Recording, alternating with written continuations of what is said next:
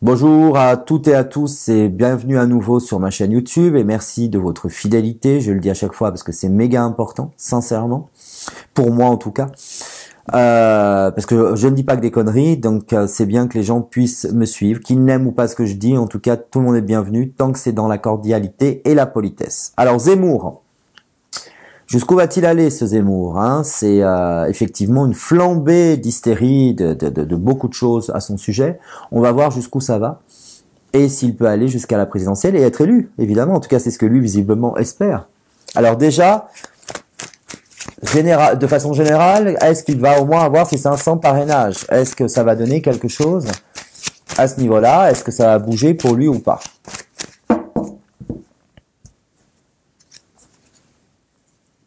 Moi, je vois beaucoup de promesses. Je pense qu'il va les avoir, mais in extremis.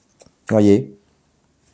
Je vois beaucoup de promesses, mais il y a beaucoup de trahison. Je pense qu'on va lui mettre des bâtons dans les roues. Peut-être pour de bonnes raisons. Mais disons qu'effectivement, il y aura des promesses qui ne seront pas tenues sur des parrainages et des trucs comme ça.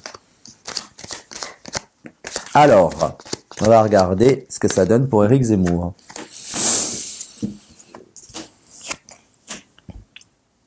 Bah, pour moi, ça va s'effondrer. Il va encore monter. Je pense qu'il arrive à un plafond. On va pas aller beaucoup plus loin, mais ça va quand même se maintenir un peu. Oh, je dirais jusqu'à la fin de l'année. Parce qu'au début de l'année prochaine, hein, je pense que tout le monde va se faire peur, machin, etc. Mais bon, derrière ça, on a un changement. Et là, on a la chute. Clairement, vol-perte à la tête, ça nous indique bien que tout le bénéfice, alors est-ce qu'il y a des scandales, des dossiers, je ne sais pas, et puis encore une fois, je veux pas rentrer là-dedans, mais on voit bien que ça va s'écrouler comme un château de cartes. Et on a en réponse la ruine. Donc effectivement, on dirait que c'est suite à un voyage. Alors je sais pas quel scandale pourrait ressortir par rapport à un voyage, un déplacement. Il y a un truc qui va le planter complètement. Et c'est pas l'histoire là de Nice avec la nana, etc. Mais c'est plus pour moi un nouveau truc qui va ressortir et qui va pas lui porter bonheur. Donc pour moi, je pense qu'il a ses parrainages, mais en parcours, je suis pas sûr qu'il aille jusqu'au premier tour. C'est-à-dire que je vois peut-être un coup d'arrêt complètement dans sa campagne et qu'il se retire, si vous voulez, de la campagne avant même que les gens aient voté au premier tour. Je sais pas si vous suivez ce que je veux dire. Je pense qu'il va y avoir un arrêt brutal dans sa campagne. On va quand même poser la question. On va demander à la triade si Éric Zemmour, bon, la question est-ce qu'il va être élu président, c'est pas la peine de la poser et de vous faire perdre du temps. La réponse est non, évidemment, au vu de ce que je viens de vous dire. Mais on va regarder si effectivement, qu'est-ce qui se passe? Ouais, j'ai l'impression qu'il va avoir peur finalement. Il y a quelque chose qui va bloquer et qui va l'amener à avoir peur. Et du coup, il va s'écrouler dans les sondages et retirer certainement sa candidature, carrément. Oui, c'est ce que je vois. Je vois un retrait de candidature. Vous voyez les illusions. Ça ne va pas être plus clair en situation présente. Donc je pense que ça lui monte à la tête. Même si je suis contre ses idées, complètement à 100%, hein, moi c'est contre ses idées, ça n'empêche que c'est quelqu'un que je trouvais pas trop creux. Il argumentait, je combats ses idées, mais il argumentait avec des éléments concrets. Là, aujourd'hui, j'ai l'impression que ça lui a complètement monté au citron, que ça y est, c'est l'explosion, n'importe quoi. Donc, je pense que c'est ça qui va lui causer sa perte. Ça prouve qu'il n'était pas si intelligent que ça. On a la paix.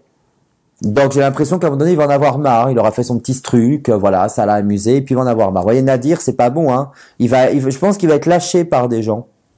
Peut-être par sa petite amie, mais enfin, en tout cas, on voit qu'il est lâché. Ah, peut-être des groupuscules d'extrême droite ou je ne sais quoi, mais voilà.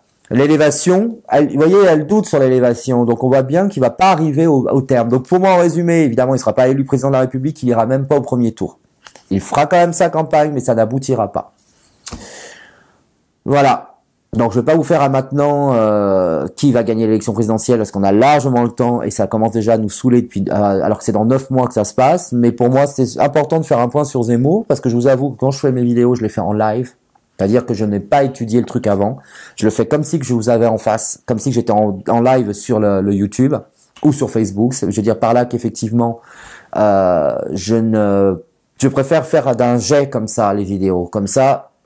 Elles sont les plus honnêtes possibles. Si j'ai le moindre doute sur une carte et que je fais un tirage et que derrière, quand je le fais au moment de l'enregistrement, j'ai un doute, c'est merdique. Parce que du coup, je vais pas vraiment être dans le premier ressenti dans tout ça. Là, pour moi, concrètement, on est bon. Comme ça, moi au moins je vous fais des vidéos qui sont faites à l'arrache, mais qui sont les plus sincères. Après je peux me planter, mais au moins je les ai fait avec honnêteté. Donc voilà sur Zemmour, je vous donne rendez-vous pour la dernière vidéo du mois d'octobre. Ce sera sur les volcans, un autre sujet, les éruptions, les tremblements de terre, etc.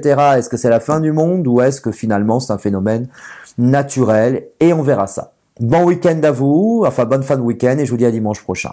À bientôt.